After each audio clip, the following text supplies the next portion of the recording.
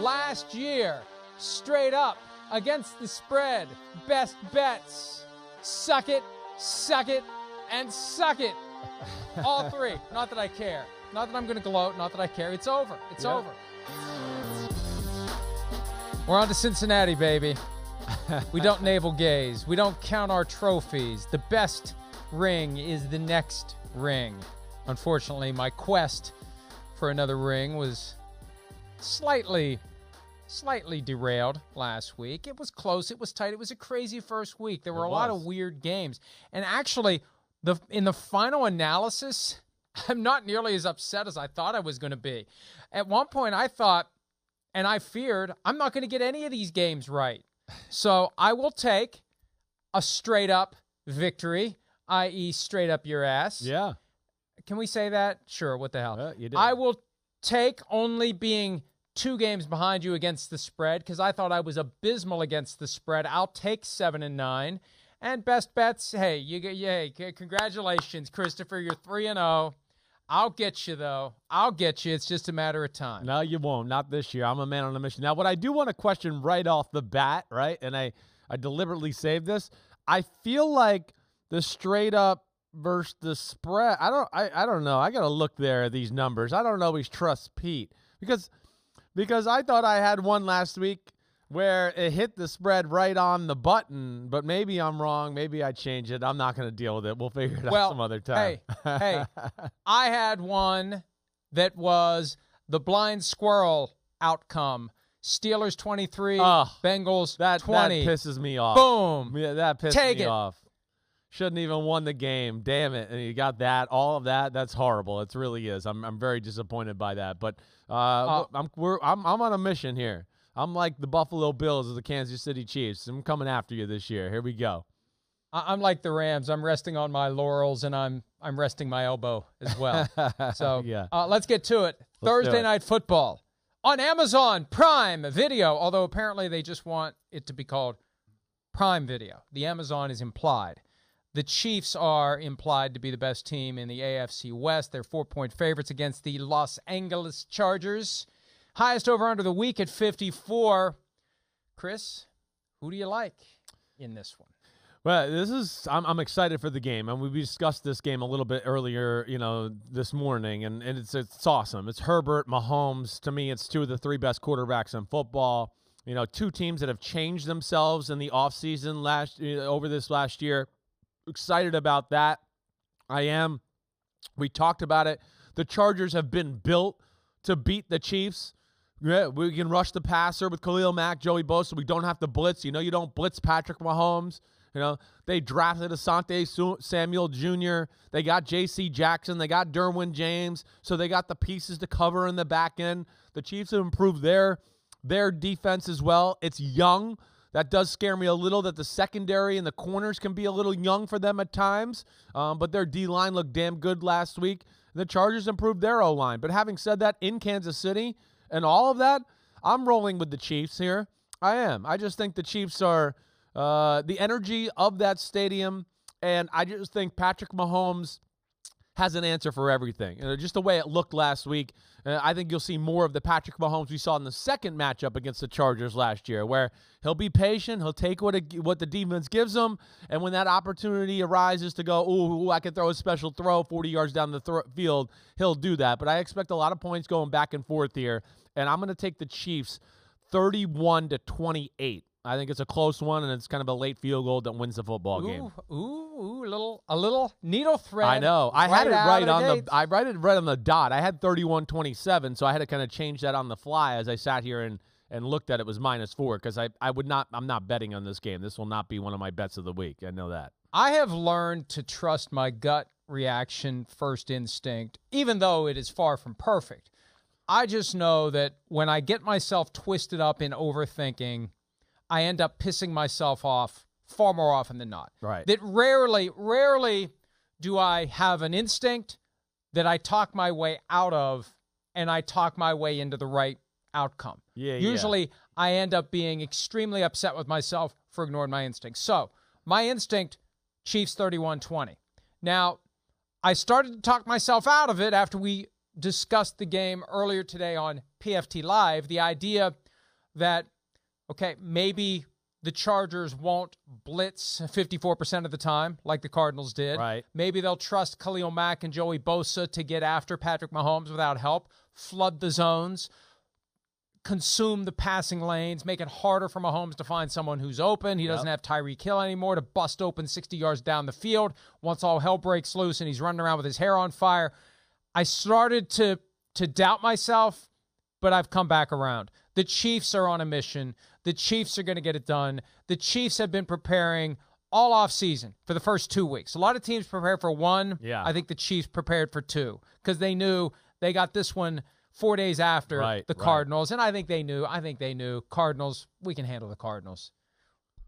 The Chargers are a different issue, and I think they're ready. I think they have a plan, and I think they'll implement it. And we'll be saying tomorrow, watch out for the Chiefs. Yeah, I don't doubt that either. I'm excited for it. I am, nonetheless, just because like we talked about the quarterbacks. Brandon Staley, what'll be his approach, right?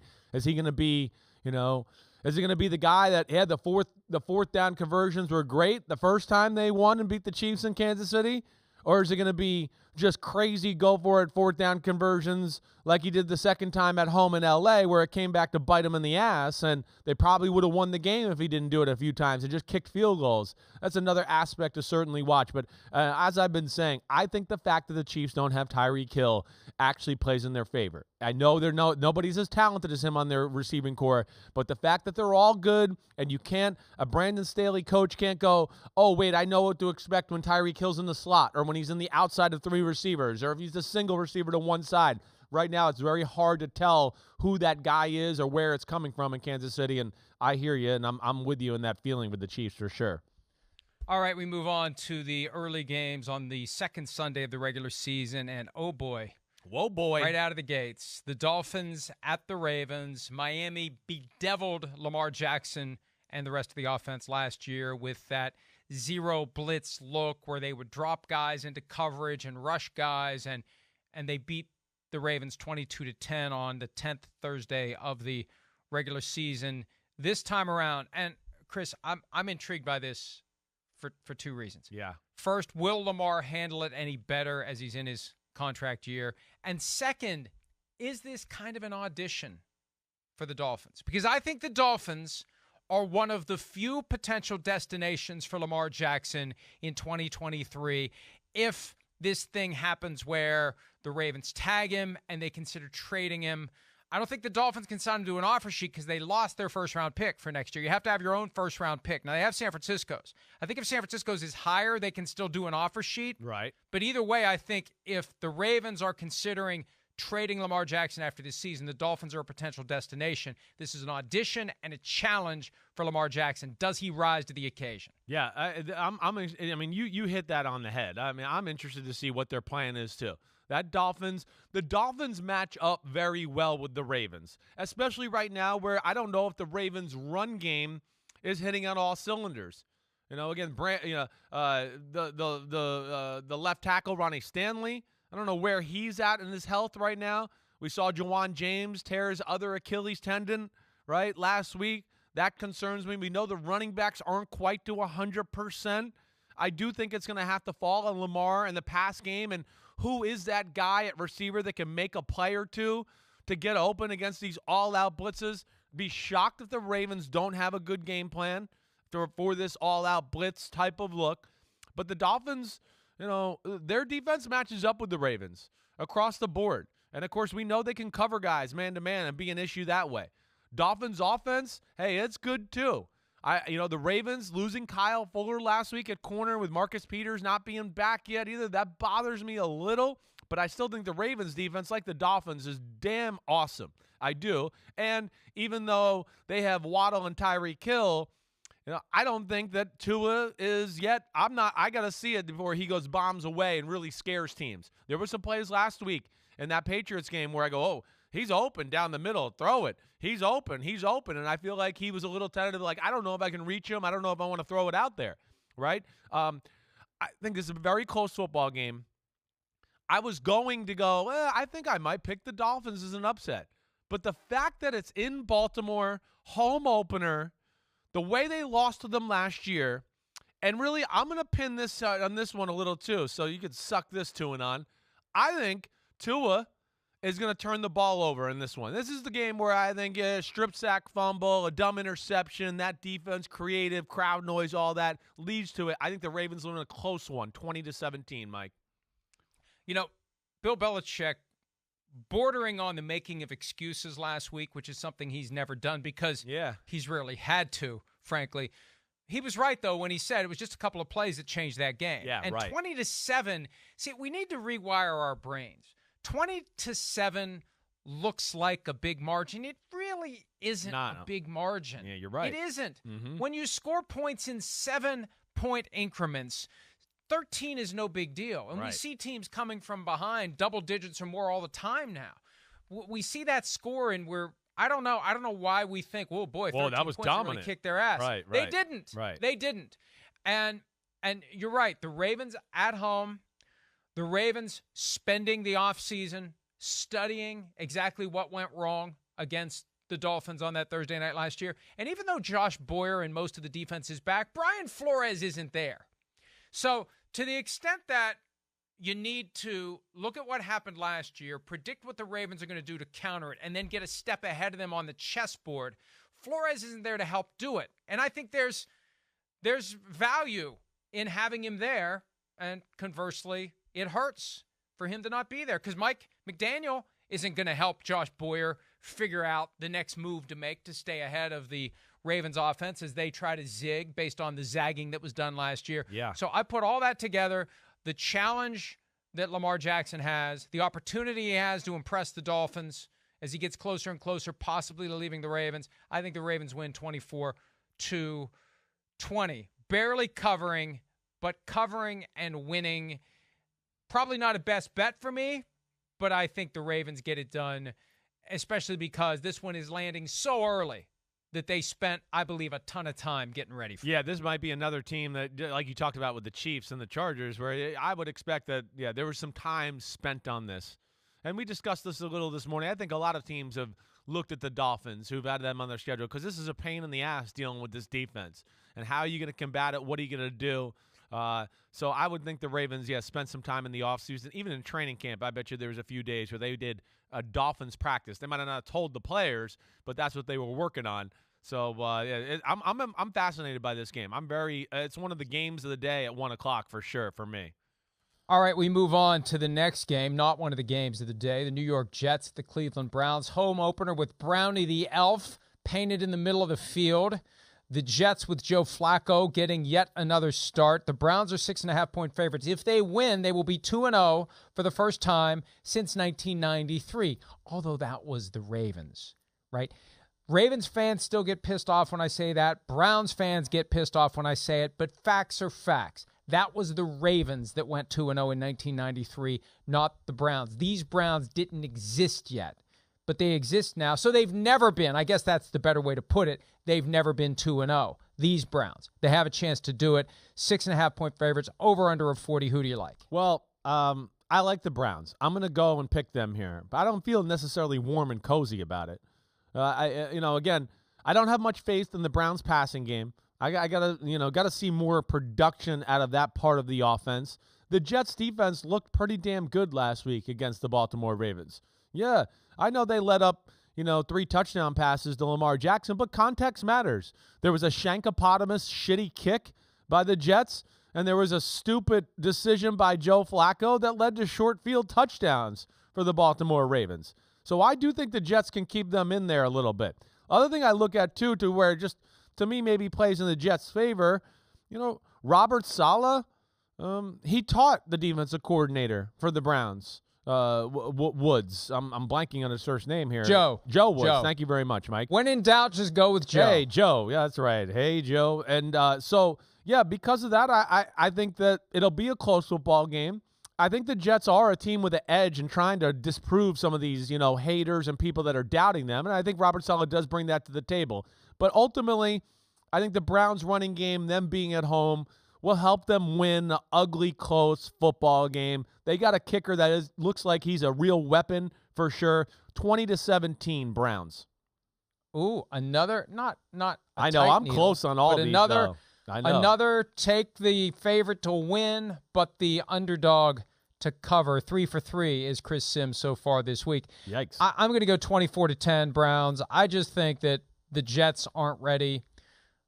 I think that the Browns are ready. I think sometimes when you escape from a week 1 game that you should have easily won, and then you had to panic and scramble and win it. I think what happens in the days after that, you recommit to doing everything that worked, and you learn how to keep your foot on the gas. I think that's what Kevin Stefanski, the 2020 NFL Coach of the Year, will have done this week with his team, and they'll build a lead and hold a lead this time around at home. Fans going crazy. Every win they get until Deshaun Watson comes back is money in the bank for a potential playoff run later, and I think that the Browns will pull it off. And one thing that happened last week, a lot of Kareem Hunt and Nick Chubb on the field at the same time. Yeah. And Stefanski talked earlier in this week about continuing to do that. And, hey, put your best players on the field. Yeah, that's right. That's one of the ways to backfill the absence of Deshaun Watson. 100%. Get your best players on the field no matter what, and that'll help them. And I think they'll go to 2-0 for the first time ever. Not since 1993, ever. Commanders at the Lions. First time the Lions have been favored to win in a long time. They are 1.5-point favorites at home. Yes, they lost in week 1. The Commanders won, but this is one of the winnable games for Detroit early season to build some momentum.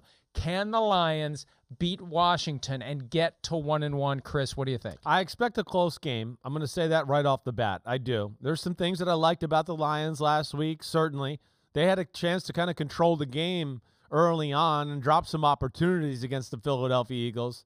They struggled, ultimately with trying to contain Jalen Hurts and his scrambling ability, and that led to some one-on-ones with A.J. Brown where he won, of course. That's what he does, right?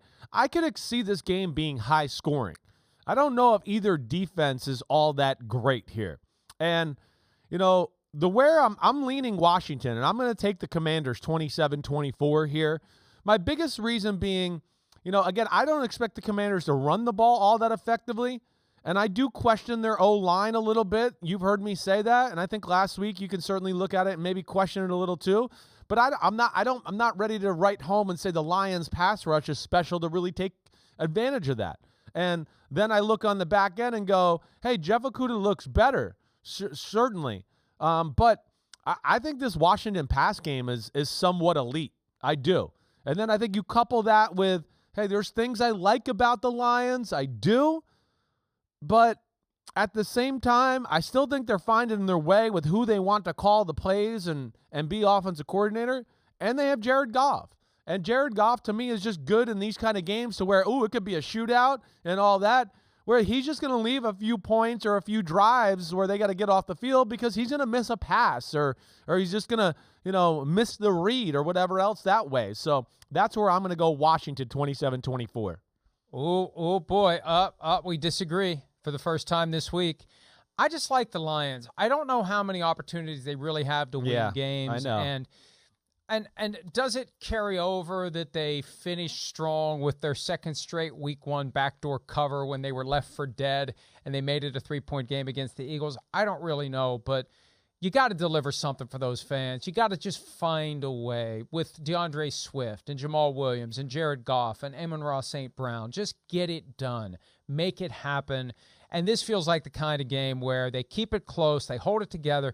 You never know when Carson Wentz is going to urinate down his leg, to use the Mike Tomlin phraseology. And sometimes he will and then recover from it like we saw in week 1. But I think you count on Carson Wentz giving you a gift at some point, and maybe the Lions take advantage of it. This is just pure gut feeling. This is 23-20, Lions over the Commanders. By the way, it is the first time they've been favored since 2020, and they lost in that game 20-0. So, yeah, that's not good either. Colts at Jaguars. The Colts reeling from a tie that should have been a loss for them. They're 4-point favorites in Jacksonville. They are back at the scene of the crime from last year that resulted in Carson Wentz being thrown overboard and maybe Frank Reich almost being thrown out the door. Jim Irsay can't be happy with the outcome to week 1. If they lose at Jacksonville again, I can't imagine anyone being thrilled with that. 4-point favorites, Colts, Jaguars, who do you got? It's a tough one to me. I do think going down in Jacksonville is a little bit of a trap game because, everybody just goes down there and go, the energy in the stadium, it's not that great. The stadium's not that impressive. People kind of fall asleep at the wheel when they go to Jacksonville. Of course, they traditionally haven't been that good. That's where it can be trappy that way. Colts blew a lot of opportunities last week in that football game against the Texans. 4th and 1 and near the goal line, don't convert it. Stupid interception on a screen pass, fumbled snap around midfield. Those were all issues, and I know they ran the ball well. They did do that. Matt Ryan was pretty efficient for most of the day. I think this team is significantly, the Jacksonville Jaguars, more talented than the Houston Texans. And, man, I thought watching that game back that Jacksonville is really close. I'm a believer in Jacksonville, maybe more than most. I picked them to win last week. They had it there. They really blew a few opportunities, especially early in the game, to get a little bit of a lead and cushion there. I'm going with Jacksonville to pull off the upset here. I'm going to say they win at 24-21, and the Colts' struggles in Jacksonville continue.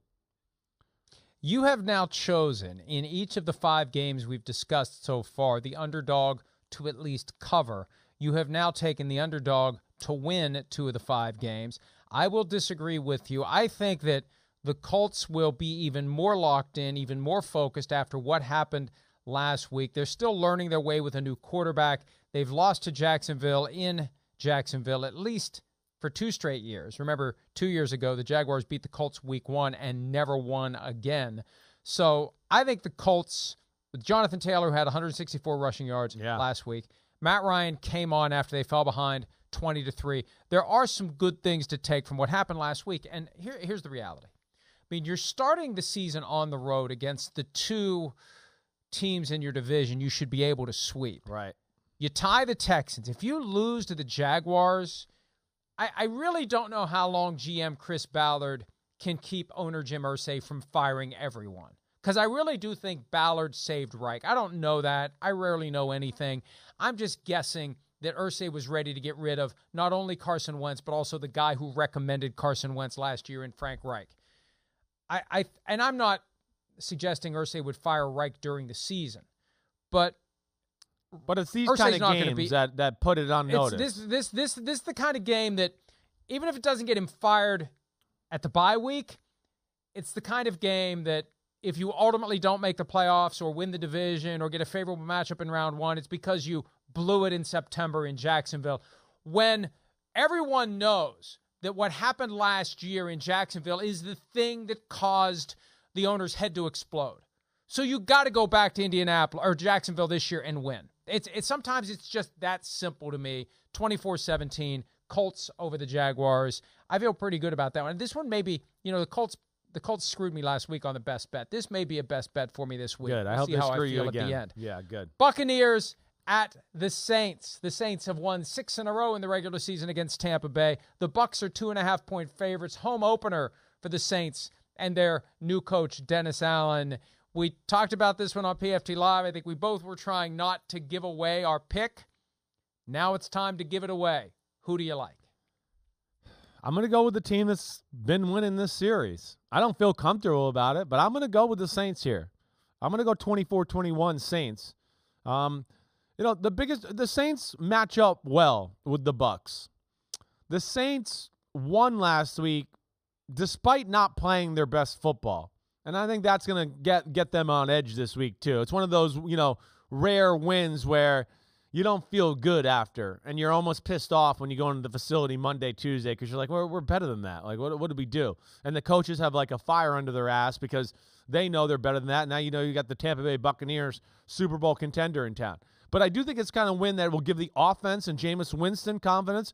They were phenomenal in the fourth quarter. So this is where I just look at it and go, I'm a little worried about the O-line of the Tampa Bay Buccaneers, just because, not necessarily that I think they're bad or they look good last week, but this is a different animal in the Saints. The Saints D-line did not play its best football last week. They have a guy in Marshawn Lattimore that can match up against Evans. And obviously, Dennis Allen has a great feel for this Leftwich, Bruce Arians offense. And then, the injuries bother me a little. I don't know. I mean, Mike Evans might play. I get that, but he's on the injury report. It's not going to be 100%. Julio Jones is never 100% anymore. Now that we played a game, it's back to Julio going to be a game time decision or Saturday. We'll see. So they got other guys on the roster that are banged up too. So I just look at it here. Saints home opener, close football game, physical. But I'm going to go with the Saints and Jameis Winston, and just that confidence of them coming back kind of carries over to this one, and they win the football game. I agree with you on this one completely. And, hey, I'm sick of getting dragged by Saints fans who keep asking us, will we never learn? Well, we've learned. Yeah. And if the Bucs win, the Saints fans are going to hear it. They're going to hear it because they influenced me to go with the Saints in this one. But you mentioned the receivers, 5 on the injury report this week. Yep. There's no way Chris Godwin's playing. He's got the hamstring injury. Yeah, no way. And it's common to have a hamstring problem when you're coming off an ACL tear. There are statistics out there that back that up. Right. Julio Jones didn't practice on Wednesday. Rashad Perriman was limited. Russell Gage has a hamstring. He's one of the new guys they brought in and is one of the starters, actually ahead of Julio Jones. Jones didn't practice. Evans is limited with the calf. It's not good. And they're going to come after Tom Brady. They are going to come after him. Not in the way that the Saints did once upon a time when they went after Brett Favre and Kurt Warner in the postseason. But they'll legitimately and legally come after him, and they will try to hit him. And he's either going to take those hits or he's going to do what he did. And we've seen him do it. We haven't seen him do it recently because he's getting rid of the football more quickly than ever, it seems. But when in doubt, it's time to throw that ball up in the air. And if it's picked off, so be it. At least I didn't get hit again. But that's a real concern, I think. Those hits on a 45-year-old quarterback who no amount of pliability exercises or avocado ice cream is going to save him from feeling it at age 45. So I like the Bucs to lose this one to the Saints 27-21. We both have the Saints. We both have them covering. All right, next on the docket, we have the Carolina Panthers taking on the Giants. The Panthers lose after taking the lead late, and they had fought from a significant deficit to take the lead. The Giants come back and win the game down 20-7. They beat the Titans with the 2-point conversion. Giants are 2-point favorites in their home opener, 43.5 over under. Chris, who you got? I'm going to go with Carolina to get their win on the road here with the New York Giants. The New York Giants, it was great that they won week 1. They were a little fortunate, sure, yes. I do think all in all, Tennessee probably outplayed them. Saquon Barkley looked amazing. Daniel Jones was efficient other than one bad decision down in the red area. That was a little concerning there. But I do think the Carolina offense kind of got something going towards the second half of that football game. And, the Giants, I still think finding their way on the offensive side of the ball, I don't think they're going to be able to take advantage of the Carolina defense like the Cleveland Browns did. Where the Cleveland Browns, they ran for a lot of yards. What was the total there? 217 total yards. I don't expect the New York Giants offensive line to be able to do that to the Carolina Panthers. I'm a little disappointed in Carolina. The fact that they got so many big studs up front and they got the ball run on them like that, I got to think they're pissed off. But within that, I expect them to be a different team here this week. The Giants defense, good, creative, got some things to like. But I still don't think it's overly talented. I think the Panthers find a way to get a gritty, back against the wall type win. This is just a gut feeling here. It's not a ton of X's and O's, where the Giants might have a little bit of complacency. Thank God they got a win. I'm going to go Panthers 23-20. The Ben McAdoo revenge game. The offensive coordinator of the Carolina Panthers back in New York, the team that fired him, deservedly so. Now he gets an opportunity to get a little vengeance. I don't think it's going to happen, though. Saquon Barkley impressed the hell out of me last week. He's healthy. He's motivated. As long as he stays healthy, he's going to keep having big games. They're going to ride him. And this is the perfect year to ride him. 5th year of his contract. He's auditioning for everyone. He's trying to reestablish himself. Again, he's got to stay healthy. And it's not on him.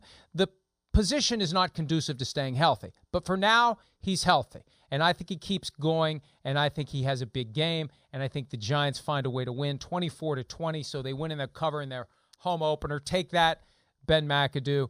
I just don't have there's just signs of Matt Rule kind of he feels it disintegrating. He knows what's coming. He knows David Tepper is going to get rid of him after this year, and if he doesn't make the playoffs, he's gone. That's the litmus test. You got to make the playoffs this year. You don't have to advance. You just have to get there. If he doesn't get there, I think he's gone.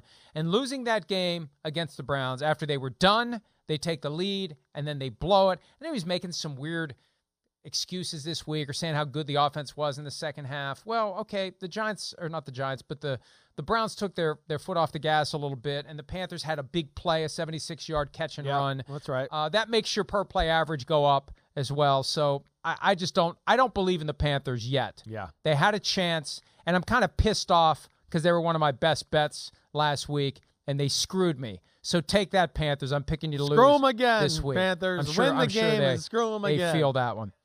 Patriots at the Steelers. New England is a 2.5-point favorite. Pittsburgh home opener. Pittsburgh got the emotional win with 10 extra minutes of football. That may linger as the Steelers get ready for one of their rivals in the AFC. Who do you like in this one? Over under of 40 points. I have a feeling it should be lower than that. Who do you like? Yeah, I'm going to take the Patriots here. I'm going to go Patriots 21-17. Wow. Just knock that off right off the bat. The biggest thing is I don't have faith in the Steelers' offense. That's my biggest concern. I don't think they're going to be able to move the ball or score a whole lot on the Patriots team. Patriots defense played good last week. I mean, with all those weapons in the Dolphins, and we talk about, it was positive and Tua looked pretty good. The Dolphins scored 13 points on offense. They had a strip sack fumble and picked it up for a touchdown on a play where left tackle Trent Brown didn't block the guy he was supposed to block. So I don't think you can rely on those type of mistakes this week. No T.J. Watt. Some of the disguises and things that caught Joe Burrow by surprise, they're not going to catch New England and Mac Jones by surprise because they got evidence to see it and expect it a little bit. So because of all those things and the fact that, the Patriots are a little desperate being 1-0 and the human emotion or 0-1 and the Steelers are 1-0, I like the Patriots. I think they're going to go on the road and kind of win an ugly football game 21-17, like I said. I think the Steelers keep it rolling. I don't believe in the New England offense. We talked during PFT Live about the Brian Flores factor, what he knows about Bill Belichick, and that extra little kick, that extra little drive, that extra little thing. Mike Tomlin is an expert at finding ways to get his guys extra lathered up. He is. They did it week 1 against the Bengals. They're going to use that Flores angle to get the Steelers extra motivated and driven to beat the New England Patriots. This is a chance to get them. They are down, and there's a lot of pent-up frustration in that Steelers organization about games from the past. Even though this predates Tomlin, and even though there's no players there, there's people working there who remember the 0-1 and 0-4 AFC championships, where there are some that still believe they got cheated in those games by the Spygate second time around, especially in 2004. So there's animosity. It's not open. It's not clear, but it's there, and the Steelers are going to relish the opportunity to beat the Patriots and get to 2-0. So I like the Steelers 20-13. We'll take a break. When we return, the late afternoon games, including 4 big favorites who happen to be 0-1. More PFTPM, Chris Simms Unbuttoned right after this.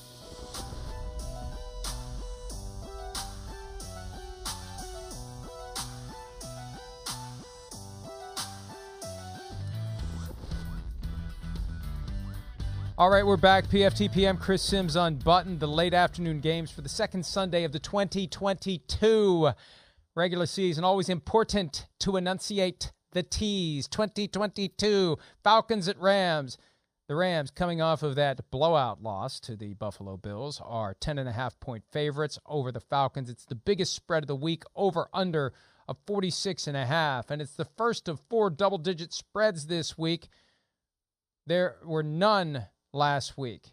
So, Chris, who do you like? Rams or Falcons? An old NFC West, an NFC days. West reunion from the old days. Yeah, I obviously like the Rams to win the football game. I do. But 10.5 is a little too much for me. I'm not going to pick it to be that big of a spread. I'm not. First off, there's things that legit concern me about the Rams. We talked about it last week when we had to pick these games against the Bills. They're not exactly the same football team. Yeah, I know they didn't lose any. Well, they lost some stars, and they lost some role players that are important. I mean, Von Miller and OBJ being the stars that they lost, certainly. Allen Robinson didn't seem to find his way into the offense yet. But ultimately, what I really worry about more than anything is the Rams O-line, I think, is going to be a little bit of an issue all year long. I do. I don't have tremendous faith in that. The Atlanta Falcons D-line, even though it's like guys that are not household names was very impressive. And watching them back, I went, man, there's a little more, size and physicality to that front than I thought. A.J. Terrell is becoming one of the best corners in football. I'm a big believer in Dean Pease and Arthur Smith's game plans for the most part. I am. And I think their ability to run the ball, because that's one of the strengths of their team. They got an O-line that's real. Maybe something that I did not totally see coming into the season. And then when you watch that back against the Saints, you go, oh. And then you added the fact that the Marcus Mariota run game off of that, and then Cordell Patterson, and we know Pitts and Drake London looks like the real deal too. I think they're going to be a pain in the ass here, but I'm going to pick the Rams 28-20. I just can't go more than 10.5. I don't feel that. You're only a field goal away, though, from covering. And I think that this is a get out your frustration on the Falcons. Yeah, okay. That this is like we talked earlier this morning, and we'll talk about it coming up, the Bengals and the Cowboys. Like when you have a week 1 game that just was not characteristic of who you are, right, and you get a chance the next week to be who you are and show who you are, that's when the opponent has to be concerned. The Falcons had that game won. They were up 16. They blew it. You got to recover from that. You got to travel to L.A. The Rams had 3 extra days to get ready. Now they have 2 of their starting offensive linemen who didn't practice on Wednesday. We'll watch the report the rest of the week. But Joe Noteboom, who's supposedly day-to-day with an MCL, didn't practice on Wednesday, 6 days afterward. Starting center has a knee. He didn't practice either. So, Matthew Stafford's fine, which is good news. I like the Rams 34-20. That doesn't mean everything's fine, but it's going to be fine for at least one day. Seahawks at the 49ers. The 49ers are 9-point favorites, down from 9.5. Over under 41.5. Seahawks on the road after getting that emotional win on a Monday night. Short week to turn it around and process it and get ready. 49ers played in the swamp at Soldier Field. Hard to really glean anything from what we saw there. Right. Who do you like in this? This is another one of those early season big division rivalries. They like to load up division games late in the year.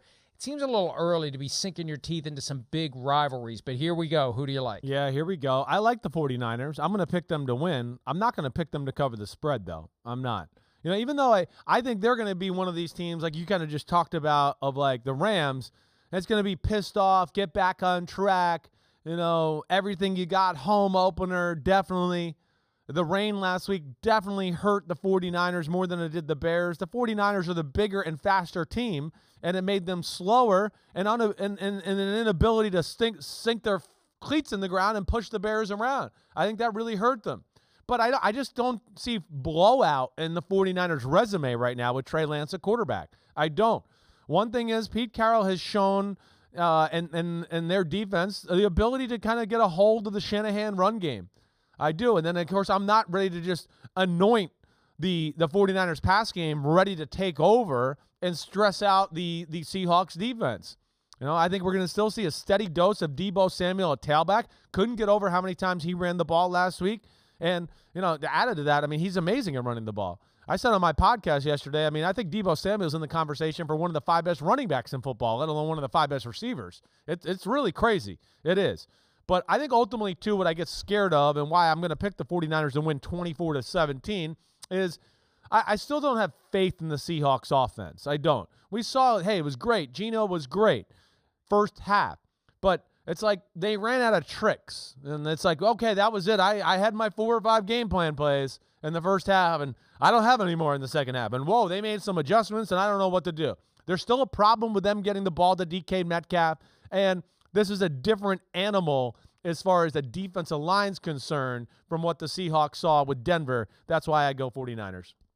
They need to line DK Metcalf up in the backfield and just give him the football. They probably do. 49ers do with Deebo. That bubble screen stuff, we talked about it earlier this week. It looks good on the board, but the O that's supposed to get out there and block the X is 320 pounds, and he can't get there in time. Right. They have Ken Walker likely to play this weekend. Ooh, I Ken like Walker, that. The third, second-round pick.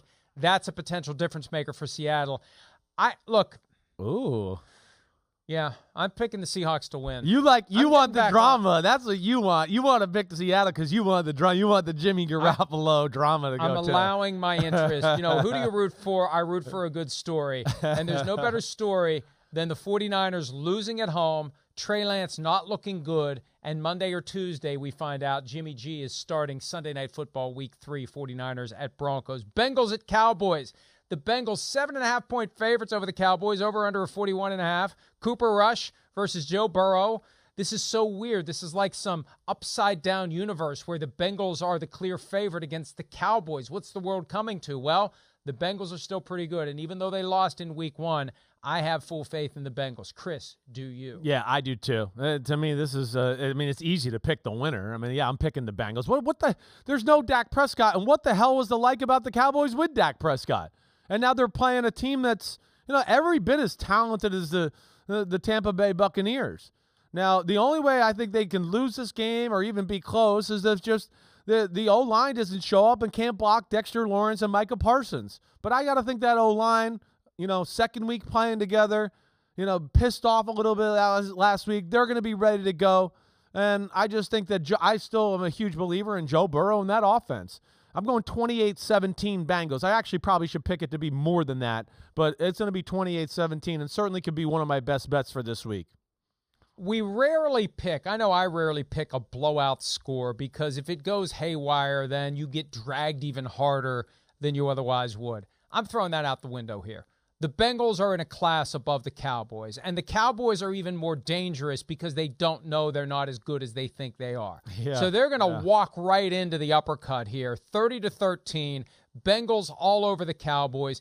Cowboys with Cooper Rush not getting it done. This is what you get when you allow one of these backup quarterbacks, one of the classic NFL backups with the name that you can switch around, Cooper Rush, Rush Cooper. There's a lot of guys like that out there on rosters that just fit that bill. It's not going to work. The Bengals are going to win big. I like them to win 30-13 over the Cowboys. Texans at the Broncos. The Texans 0-1. The Broncos 0-1 after that ridiculous decision by Nathaniel Hackett. Home opener. Crowd may be a little restless as they welcome the team out onto the field. Can the Broncos deliver as 10-point favorites with an over-under of 45? I do think they're going to deliver, without a doubt. I'm picking them to win the football game. There's no question. I do. I think they're in a different class as far as I'm not a believer in the Texans. I think things fell the right way for them. And, I know they're pretty well coached, but I don't watch them and go, ooh, that's really creative. They're kind of just a sound football team with a lot of solid players, but no good to great players. And I just don't think that's going to get it done on the road, up in Denver. The excitement of finally getting to see Russell Wilson at home, right? We saw, again, the bad decision by Nathaniel Hackett really took away from a lot of good things we saw from the Denver Broncos. And I don't really have faith, I think, in the Texans' run game to take over. And then I'm definitely not, after that, going to go, oh, well, the pass game will do it. Not against that secondary there. No, I think they're too talented. So I'm going to go Broncos. I had it right on the dot here. I'm going to go Broncos 28-17, just like I did the game before. And I'm going to have them cover, and I think they're going to kind of win comfortably here against Houston. I got the Broncos not covering. I still need to see more consistency from the offense. The plays need to get in faster. Definitely.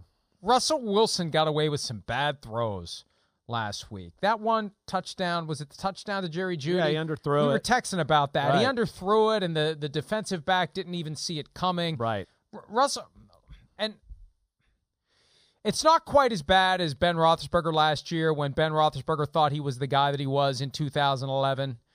But Russell Wilson needs to understand he's not as fast as he used to be. And he needs to start adjusting to that. There are too many occasions where he thinks he can get around the edge, and he can't. Yeah. He can squirt through the middle, and he can't. There was a play early in that game where he took like a 7-yard sack running out of bounds. Just throw the ball away. Yeah, but he had it in his head he could get the edge. Right. He thinks he can still get the edge. He's got to realize that he may be able to cook, but it's not a fry anymore. It's more of a simmer. And he's got to be able to understand the limits of what he can do. All right, Cardinals at the Raiders. The Cardinals are 5.5-point underdogs, over under a 51.5. Both teams are 0-1. Who do you like? I like the Raiders. I do. I don't have a lot of faith in the Cardinals. I mean, there's some things to be concerned about. But I do think you're going to get, like, one of their best efforts in this football game. I do. That's where I think it'll be close. I'm not totally confident in that. I guess this is where I think it'll be close. I think the Raiders are going to move the ball in the Cardinals, but the Raiders aren't, I think, clicking on all cylinders. Again, there's Derek Carr. It was his first game in the Josh McDaniels system. He's getting used to things. Made some turnovers, didn't move on to reads a few times where you just go get to the second guy, go. Stuck that way a little bit. But nonetheless, I think they will move the ball on this Cardinals defense. The Cardinals don't have anybody to take advantage of the Raiders' O-line that I look at to be not that great. And then, on the other side of the ball, hey, Kyler Murray, he didn't look bad in the football game. I'm not a believer in the Cliff Kingsbury offense. I do think they're a little bit of like, oh, this is a cool play. Yeah, it's a cool play, but is there a rhyme or reason to why you're running it? Like, I know it's cool and it looks cool and you motioned somebody and did something cool, but there's got to be a rhyme and reason to it. Like, what are you attacking? What is it? I think they can just call plays a little bit there. So I think it's a close football game, but I'm going to go Raiders 27-24. Cardinals kind of give a last-ditch effort because they don't want to go 0-2, but I just don't think they're good enough to overcome it, really, and that's why I picked the Las Vegas Raiders. I feel like there are fundamental flaws with the Cardinals organization. We saw bits and pieces of it throughout the offseason, the ridiculous unforced error with the Kyler Murray 4 hours per week study clause, the comments last week after the game from Cliff Kingsbury that you can't expect to practice well or play well when you don't practice well. Well, whose job is it to ensure good practice habits? I just feel like this has disaster written all over it in 2022 for the Arizona Cardinals. I mean, they're lucky that the Rams and the 49ers both lost last week, but I think they're going to fall into a hole that they may not be able to get out of, and we picked them to be third in the division. Maybe it's going to be fourth in the division if the Seahawks are better than we thought they were going to be. I just think that the Raiders at home with Josh McDaniels, with that offense, getting themselves on better footing and going against a lesser opponent than last week, I think they win this one 34-21, and maybe it'll be a best bet. We'll see sooner rather than later. Coming up, the primetime games for Week 2, including Aaron Rodgers versus the team that he claims to own. We'll discuss that when PFTPM and Chris Simms Unbuttoned continue right after this.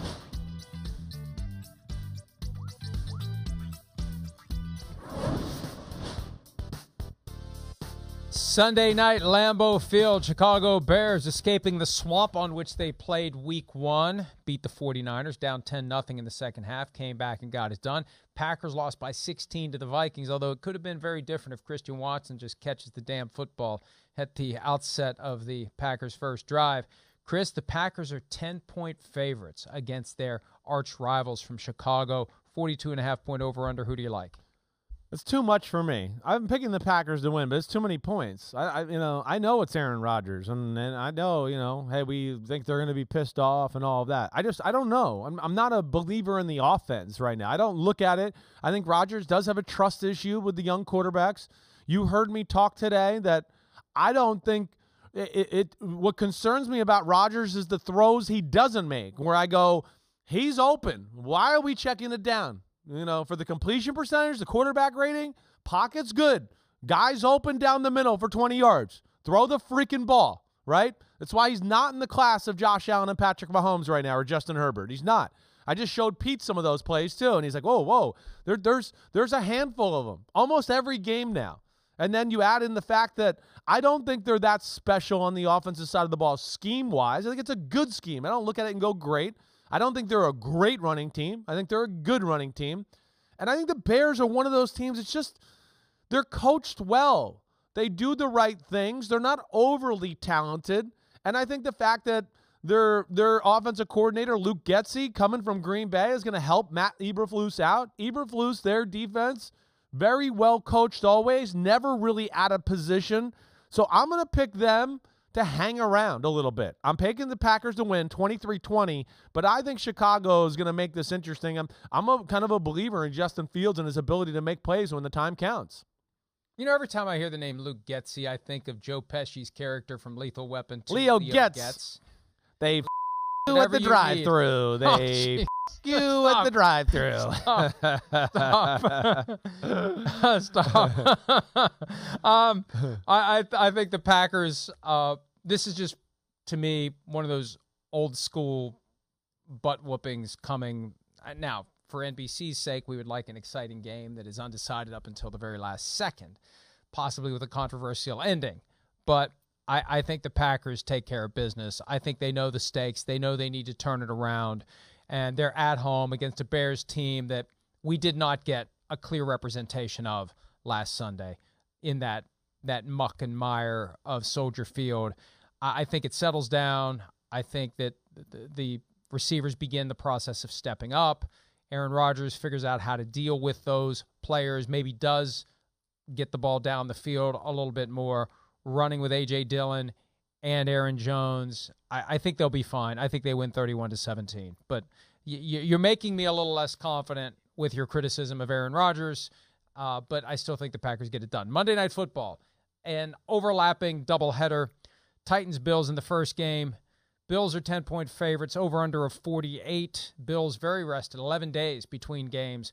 Do they win? Do they cover, Chris? They do win. I can't go with the cover. It's just 10 points is a little too much for me there. It is. It just, first off, I think the Titans are going to be mad and have an edge about them. Mike Vrabel, I just have too much respect for him to think that, Josh Allen is just going to run around, make plays. They're going to dominate. I still think this is a Titans defense that's pretty damn good. They even without Harold Landry, my man Rashad Weaver, second-year guy to Pitt, he's rushing the passer well. We know Bud Dupree, Jeffrey Simmons. I think they can be a pain in the butt for the Bills offense. And then, of course, we know they can run the ball on that side of the ball. Ryan Tannehill looked good. I know this is Bills defense that's much improved. I'm not saying they're going to go up and down the field, but I think they're going to hang around and make this competitive, especially with the danger and the fear of going, oh my gosh, we could start out 0-2 here. But either way, I'm picking them by 9. I'm going 30-21 Bills. But I just couldn't, I just 10 seemed a little much for me. And I don't look at the spread and pick them. You know how I do it. I pick the games, pick the score, and then look at the spread and go, wait, this is what I believe. This is what I'm going to go with. Now, where's my best bet going to come from? So I guess I'm threading the needle for about the 75th time this week. Yeah, and I reject the needle thread. I think the Bills will cover this one. I think the Bills are for real this year. They proved it to us last week against the Rams, and I think they will be even more energized. They know what happened in their home opener last year when they ended up being beaten by the Steelers. They'll be on guard for that. The Titans coming off of an emotional loss at home where they had the game won and they blew it. I think the Bills know that this is the kind of game they have to win. The Titans were the 1 seed last year. And didn't they lose to the Titans on a Monday nighter? Yes, they did. Last year? It was last year. The slipping of the quarterback to really sneak. Make their move. Remember? Yes. I think the Bills pull this one off, and I think they win 38-24. And I wish we could watch all of it because at 8:30 p.m. Eastern on Monday, I will be primarily focused on a return match of the 2017 NFC Championship game. The Vikings back in Philadelphia. Eagles are 2-point favorites. Both teams won in week 1, over under of 50.5. Chris, will I be texting you to blow the horn during the game? Yeah, I do think there going to be some blowing in the horns. I also think there's going to be a lot of fly, Eagles, fly in the football game, too. Am I crazy to think that I think there's going to be a lot of points on the board in this football game? I mean, I really do. And it's not that I think like either defense is that bad. I think the Eagles' offense is very special. I do. And Jalen Hurts is good. I think the Eagles' defense is pretty damn good. But here's my problem, Mike. They are so simple on defense, like so simple and predictable that quarterbacks must go, oh, this is great. I mean, I get to walk up to the line of scrimmage, and I just know what coverage they're in every play. They don't blitz much. It's just, it's cover 3. It's cover 4. That's not good against Kevin O'Connell and company. I'm picking a high-scoring game. The Eagles going to win this one 31-28. But I don't have faith in that scheme in Philadelphia right now. A little concerning, way too simple and predictable. I think the Eagles may try to slow it down offensively, maybe run the ball a little bit more to keep the Vikings offense off the field. I agree with you, though. And I don't know, you can call it an emotional hedge if you want. I think the Eagles are going to win the game. I prefer to be right. I think the Eagles win this one 24-21. The Vikings are still going to be very good this year, but this is a tough spot. At night in Philly, home opener for the Eagles. I think the Eagles pull it off. We're going to take a break. When we return, our best bets for the week and our selection that resulted in us both failing last week. The one game that we would take. We're dead in the gutter. we're already dead in the gutter, Yeah. so I don't know that we even do the Folsom Prison pick. We'll be back with more right after this.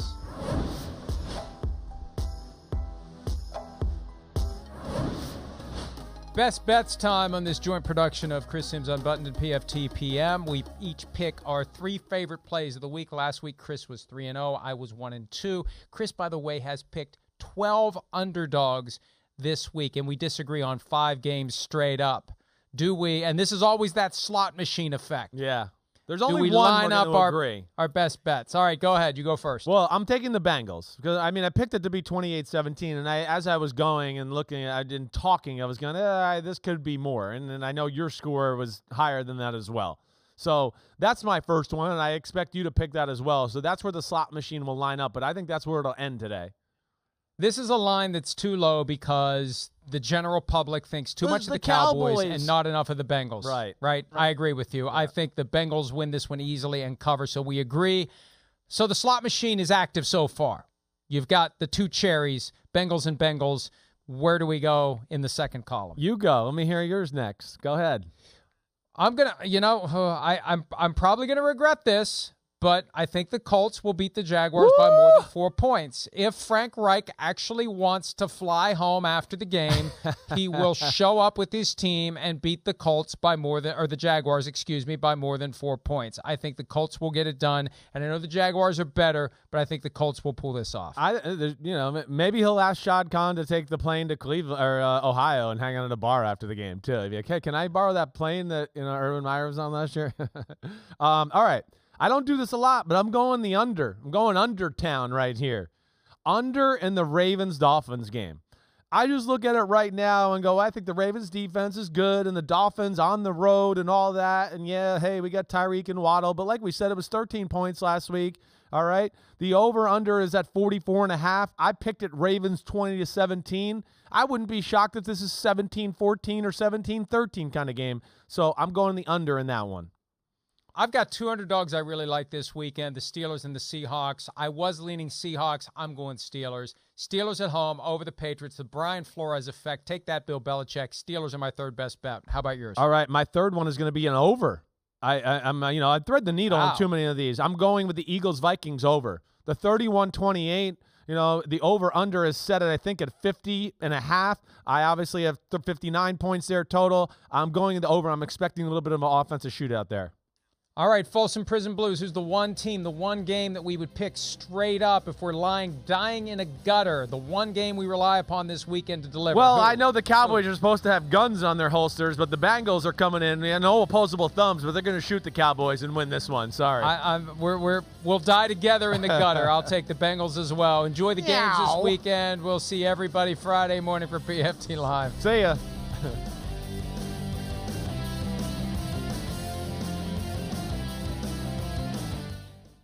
Thanks for watching, homies. Hit subscribe to see all my unbuttoned videos. You get to see me, Ahmed Fareed, all the big player breakdowns, game breakdowns, player interviews, and my film analysis. So please subscribe. Chris Simms Unbuttoned. Peace out.